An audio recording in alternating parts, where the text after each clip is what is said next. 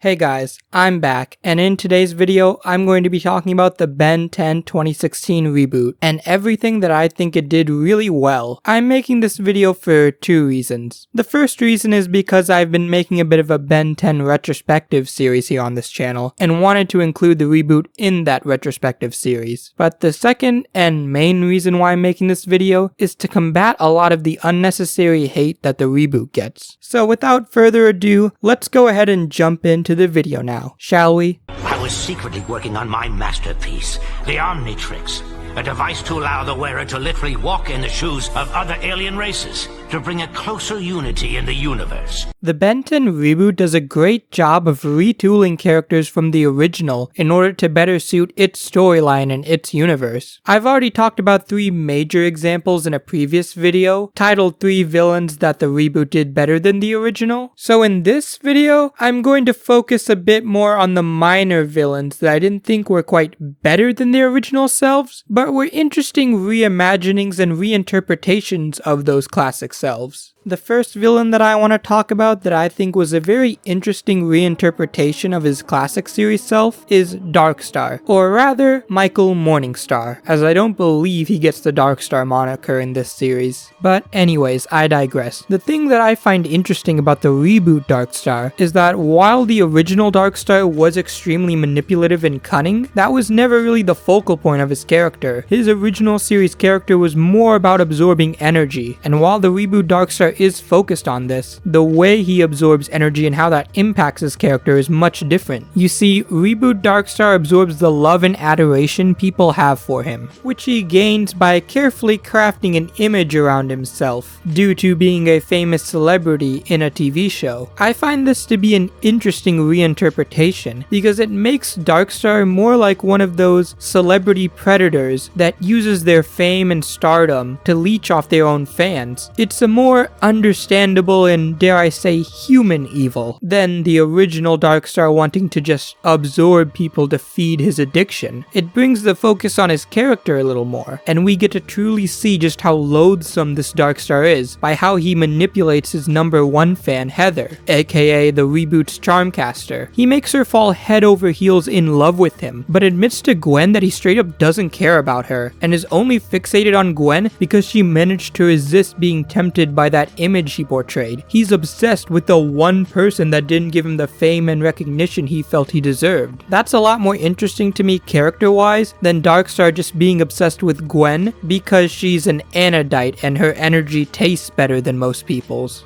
And just as an aside, I think it's a good lesson to teach kids nowadays, especially with all the influencers running around on YouTube and TikTok. But anyways, going back to my point here, I find it very interesting how the reboot took certain elements from the original Darkstar and managed to create something new but slightly recognizable from those elements. This to me is the perfect way of handling adding fan favorite characters into a reboot continuity. One of my least favorite things any reboot or sequel to a classic show can do is take a beloved fan favorite character and basically just put their name on a completely different character. Alien Force, for example, did this with Vilgax. The writers brought him back, but made him so different from his classic series self that he was practically a completely different character. So at that point, I'm just left wondering why even bother bringing him back? Just create a new character or a new Chimera villain. And just so it doesn't seem like I'm singling out Alien Force here, I'd also like to point out another example of this, MJ from Spider-Man Homecoming. Seriously, she's Mary Jane, but she's not the Mary Jane. Same thing with The Shocker in that same movie. The Shocker is just a random title getting passed around to characters who aren't actually Herman Schultz. The reason I dislike this method of character writing is because it's extremely cheap in my opinion. You're literally just trying to take the love that fans have for a certain character and place it onto a completely different character that has nothing to do with that original version. To me, having to do what the reboot did and create a brand new character that's reminiscent to the original version and has a lot of what fans loved about the original version in it while still making it completely different and divorced from that version is a lot more impressive than just taking a fan favorite character name and adding them on to whatever character the writer wants to make a threat. And on top of retooling villains like Darkstar, the reboot also retools that original episodic formula from the Classic series. See, in season 1 of Classic, it would usually go, oh, here's an episode setting up Vilgax and his eventual plan in the finale, and then here's a one-off episode that has nothing to do with Vilgax. The reboot kind of ties more threads in between its more episodic episodes. For example, in season 3, we see the Forever Knight in almost every single episode before Roundabout, slowly recruiting more and more villains for his master plan. And before that, in season 2, we see Ben's aliens getting unique upgrades called Omni Kicks transformations that are eventually revealed to be a part of an evil plot by the Fulminite to take over Ben's world by using his Omnitrix to cross over into his world. This formula is again reminiscent to Classic, but there's a lot more build-up placed in episodes that at first seem to just be episodic one-offs, which I think is a great way to get people who aren't as interested in episodic TV shows hooked on the series, while still allowing people who enjoy that formula like me to sit back and relax, since those plot threads usually come towards the ends of the episodes, and the episodes themselves are still one-offs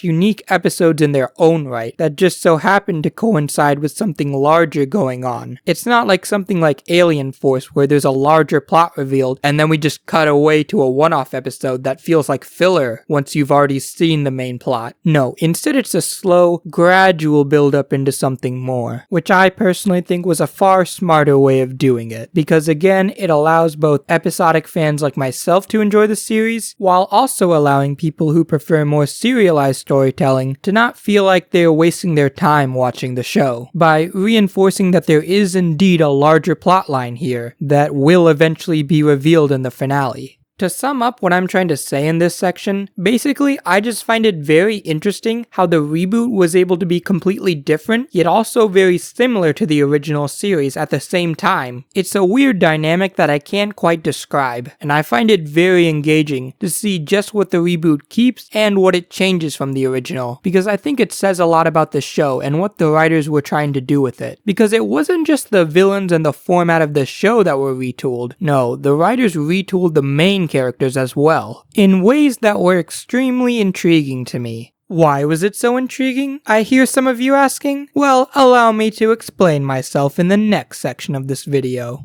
Awesome. So, where to now? How about Nebraska? Never been there.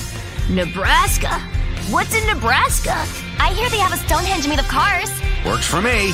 Me too.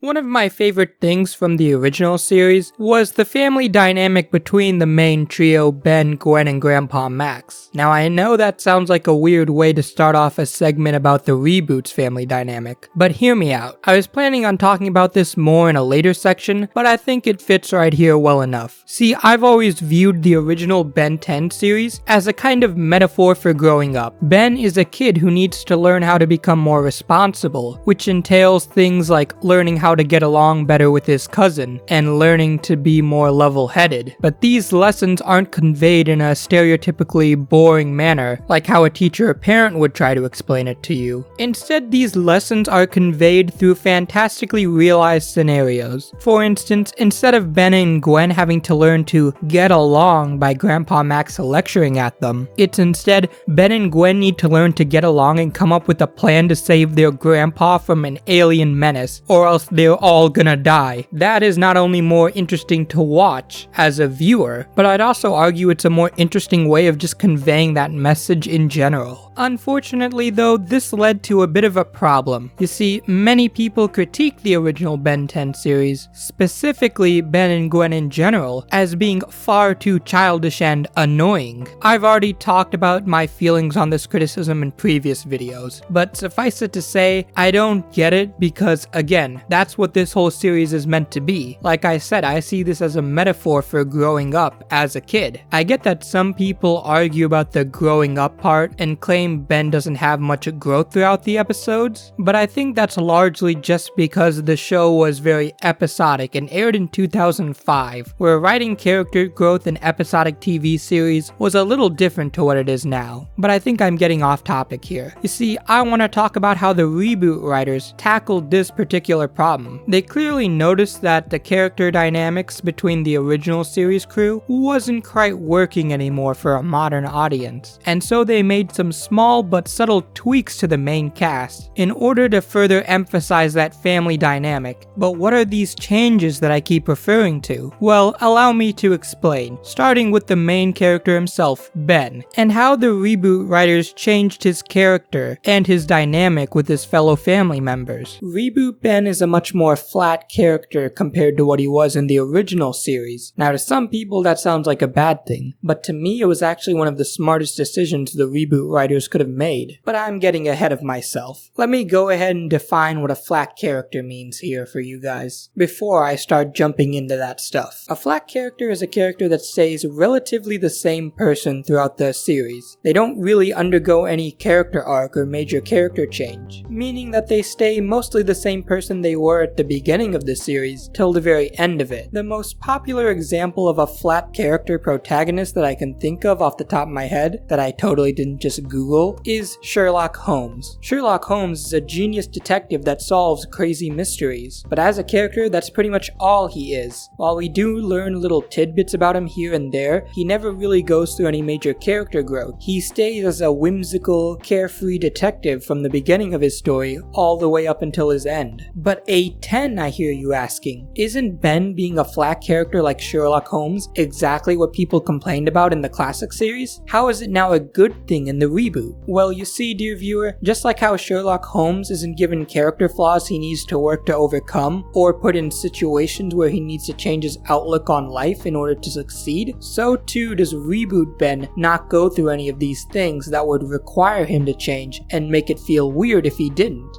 See, the reboot has Ben acting a lot more childish in the reboot than he was even in the classic series. He's very spontaneous and very energetic like most 10-year-old boys are. He doesn't really think things through or pause to learn about something, and is more interested in playing games or fighting something. So basically he's ADHD, but ADHD like most 10-year-olds are. And while there are still lessons that are thrown at this Ben that he needs to learn, they never really stick with his character because, well, he's a child. Children don't really learn things like that. Sure, sometimes Ben's extremely childish behavior will be called out by Grandpa Max, who will try to guide him into being more responsible, like in one episode where he takes away the internet and TV from Ben until he cleans his side of the RV. However, this feels more like it's a lesson for the young viewers watching in order to help them become more responsible, and less so a lesson that Ben needs to learn in order to become a better character. Because again, Ben stays that happy-go-lucky kid from the beginning of the series until the very end of it, despite this episode where Max teaches him to clean the RV. This change works for me for a couple of different reasons. One is that the reboot Ben, as I mentioned earlier, is still a fundamentally good person, which is shown to us the audience numerous times, like when he helps out Tetrax even though he really doesn't have to, or like when he was willing to give up the Omnitrix to Vilgax because he was tricked into believing that if he kept it, his family and world would be in danger. It's a decision he really didn't want to make, partly because he loves the Omnitrix, and partly because he hates Vilgax, but he was willing to do it anyway, despite all that, because he was worried about harming the people closest to him. That's an incredibly mature decision to make, which is only heightened by the fact that, well, Ben acts very childish at times, making these few moments of maturity really hit home. It's like when you see Aang from Avatar: The Last Airbender debate on whether or not killing the Fire Lord is really the right thing to do. Aang has been childish and carefree for so long that seeing him have to make this tough, morally gray decision really makes you feel for the guy. But going back to Ben 10 here for a minute, the other reason this change works for me is because, well, it makes a lot of sense.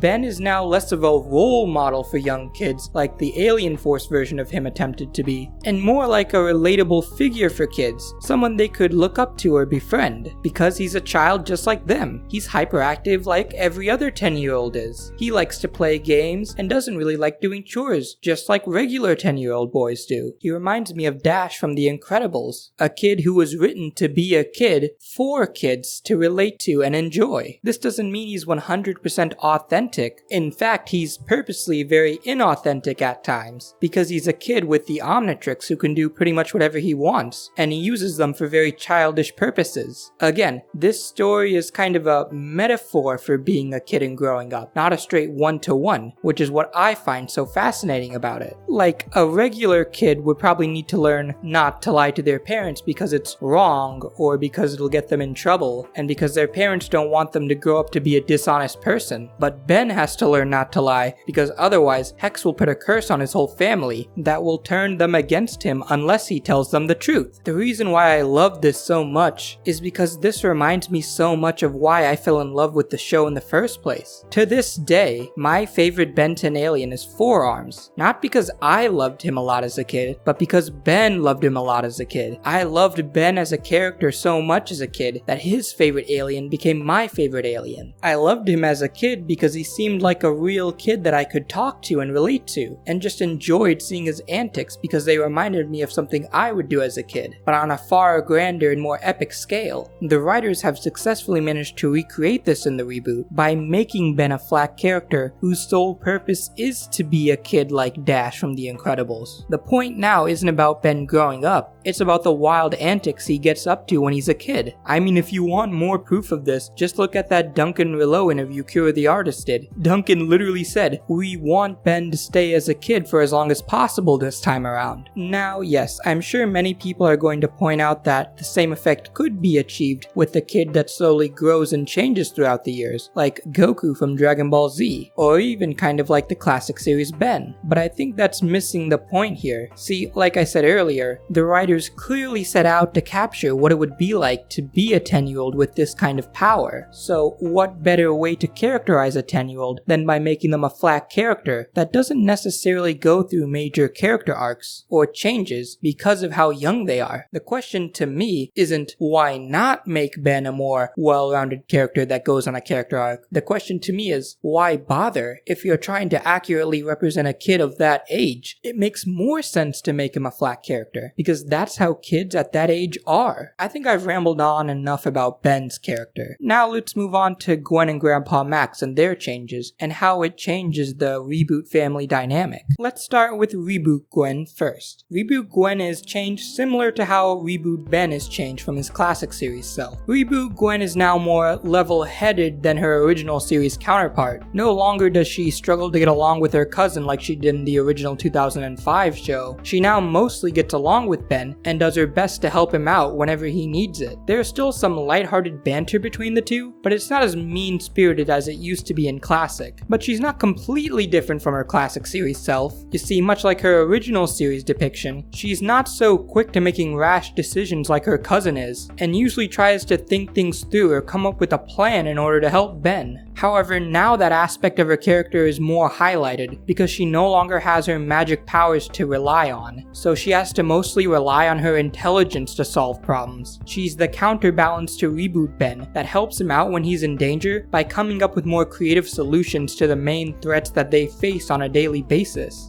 I think it's pretty obvious how this changes her dynamic with Reboot Ben. She's now in a more supportive role rather than in a more combative one, both literally as she again no longer has her magical abilities to rely on, so she can't really go out and fight the bad guys with Ben, but also as a character. She's more like a supportive best friend who clearly cares a lot about her cousin and will do anything she can in order to help him. I really like this recharacterization of Gwen, and I think she's equal to, if not better than the original series version, as while I personally don't mind her more combative nature in the classic series, that doesn't mean I'm uninterested in seeing a different version of her. But I think I've rambled on long enough about Reboot Gwen, so let's now move on to Reboot Grandpa Max and all of his differences. Reboot Grandpa Max was the most interesting character for me to tackle here, because when I first started watching the reboot, I didn't expect to like the fact that he basically took more of a back seat than he did in his original series depiction. But looking back at it now, I think that actually makes sense. See, Reboot Grandpa Max is still the wise and peaceful grandfather from the classic series who offers a firm and compassionate voice from time to time in order to teach his grandchildren right from wrong. But in this version, we don't ever find out he's a plumber until the very end, and it doesn't actually play a big role in the story when we do. He's mostly just a lighthearted and friendly guy. I can easily see why some people wouldn't like this incarnation, but to me this was actually a really smart way to approach Grandpa Max's character from the classic series. See, this time when we figure out he's a plumber, it comes as a genuine shock because he seems too easygoing and simple to actually be part of the alien space cops, assuming of course that is what the plumbers are in the reboot version, as we don't really get a firm answer about that either. I also like how this makes him feel like an actual grandpa this time around. He's genuinely just an old friendly guy who the kids do look up for guidance, but also try to look out for whenever he gets into danger. Basically what I'm trying to say here is that we look at Grandpa Max the same way the kids do, a fun, friendly guy who you love being around, but you never suspect of being anything more than just the friendly guy he portrays himself as. This vulnerability to the character also works better for episodes in my opinion, like for instance when Zombozo mind controls him and Ben and Gwen quickly rush to try and save him so that way he doesn't get hurt or lose his license while driving the rust bucket. They are genuinely scared for him, and so are we the audience, because again, we have no idea that this guy is part of the plumbers.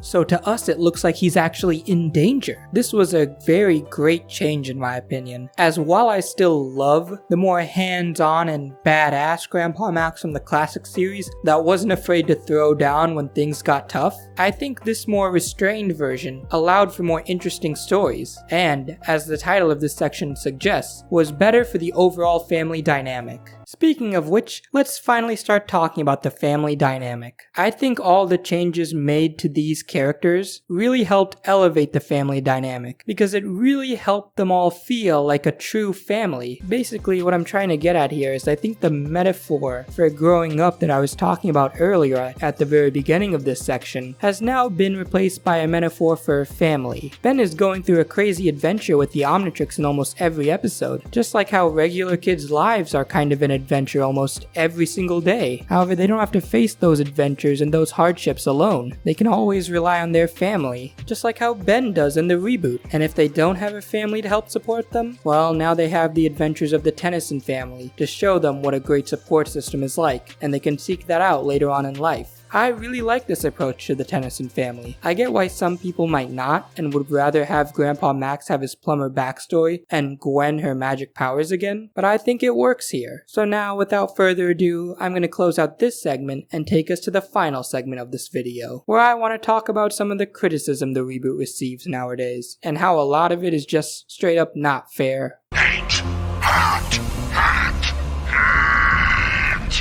Alright guys, I'm gonna try and make this segment as short as I possibly can, because the last segment went on way too long, due to me not liking the way the script turned out and ignoring it for most of that part. So let's not waste any more time and jump into what I'm trying to talk about here when I say unnecessary hatred. You see, the reboot gets a lot of hate, like a lot of hatred. So much so that I couldn't even figure out how to formulate this section, due to just the sheer amount of differing statements on why people hate the reboot. So I'm once again gonna have to go off script here. Let's hope it's not as long as the last segment was. Anyways, if I had to boil down all the reboot hatred into something cohesive and easy to understand that I can actually respond to, it would be that the reboot is simply too lighthearted and kid-friendly. What exactly do I mean by that? Well, you see, dear viewer, there's a lot of Ben 10 fans who grew up with the original series and were hoping to get a more adult-oriented Ben 10 show, one one that didn't necessarily focus on a 10-year-old Ben, but maybe a more adult version of Ben, or maybe a version of Ben 10,000. Basically, they wanted an R-rated Ben 10 show, and were extremely disappointed with the reboot for not being that. Now, I want to preface again that this video is just my opinion, because I know I'm about to get a lot of hate for what I'm gonna say. But honestly, I think Ben 10 works better as a kid's show. Why do I think this? Well, a few reasons actually. The first reason is that I've never truly been sold on a more adult Ben 10 series. Maybe I'm just on the wrong fan message boards or something, but all the fan ideas for a more mature Ben 10 series that I've heard sound kind of terrible. Oh, what if Ben had to murder one of his enemies and had to live with the consequences? No thanks guys, I got a little sneak preview of that in Ultimate Alien and don't really care for it. But who knows, maybe that's just me being on the wrong fan message boards. Maybe instead of Reddit, I need to hop over to Wattpad or fanfic.net or something, where I'll hear the real good ideas be brought up. But even if that really is the case, I still don't really mind Ben 10 being a more kid-oriented series, because, well, I've never felt like Ben 10 was limited by being a kid's show. The series has been able to tell a lot of really great stories so far, so why change that? What do we gain by creating an 18+ Ben 10 show? I mean, hell, even Ben 10,000, a character that's often at the center of these more adult-oriented Ben 10 show pitches, is a character that was introduced in the kids version of the show, where he did indeed tackle very mature topics like how to raise your kid right and how to reconnect with family members you've become estranged to. So if Ben 10,000 is already pretty mature and complex in his kids show debut, why bother with a more adult-oriented solo series when he could just have another kid-oriented one, or just occasionally show up in a kid-oriented Ben 10 show, just like he did in the original series?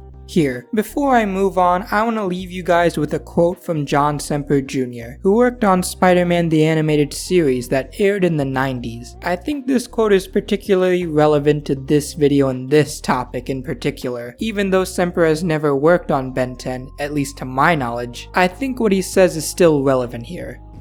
But the fact of the matter is, plot-wise, it doesn't change anything. It really doesn't, because the key to good plotting is character interaction and suspense and conflict.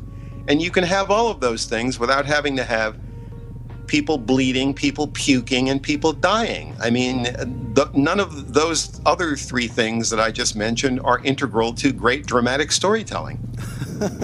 There's not Vomit the movie every summer. Absolutely. And Shakespeare did not rely upon these things to create literature that has lasted for hundreds of years. I think that sums up my thoughts on a more adult Ben 10 show very well. It's not needed, and there's nothing an adult Ben 10 show can do that a more kid-oriented one can't. But anyways guys, I hope you enjoyed the video. I'm really sorry for how long this one turned out. I was hoping to make a shorter one after the last 30-minute video, but it just didn't work out. If you're new here, please like and subscribe, because I leave up polls asking you guys for different video ideas. So if you're interested in that, make sure you sub and turn notifications on. That's all for now guys. In my next retrospective, we'll be going backwards a little bit in order to tackle Ben 10 Alien Force, so keep your eyes peeled for that. For now though, I'll see you guys later.